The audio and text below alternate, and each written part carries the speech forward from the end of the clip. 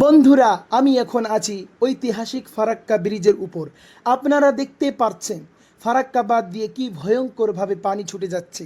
এই মুহূর্তে পানির চাপ এতটাই বেশি যেন বিশাল বিশাল প্রাণী ঢেউ তুলে পুতলিয়ে পড়ছে বাঁধের গেটে। যদি প্রতিটা গেট খুলে দেওয়া হয় তাহলে গঙ্গার ধারা এত প্রবল হয়ে যাবে যে নিচের বহু এলাকা প্লাবিত হয়ে পড়তে পারে।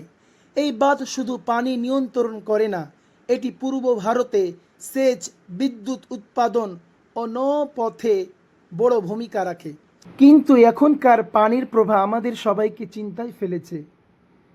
প্রকৃতি যে নিজের শক্তি দেখাতে শুরু করেছে তা স্পষ্ট বোঝা যাচ্ছে। তাই সবাই সতর্ক থাকুন এবং সেই রবের কাছে তওবা করুন। বন্ধুরা, আপনারা কে কোথায় থেকে এই ভিডিওটি দেখছেন অবশ্যই জানাবেন কমেন্ট বক্সে, এবং এই ভিডিওটিতে লাইক, কমেন্ট ও শেয়ার করতে ভুলবেন না। জাযাকুমুল্লাহ। আসসালামু আলাইকুম ওয়া রাহমাতুল্লাহি ওয়া বারাকাতুহু।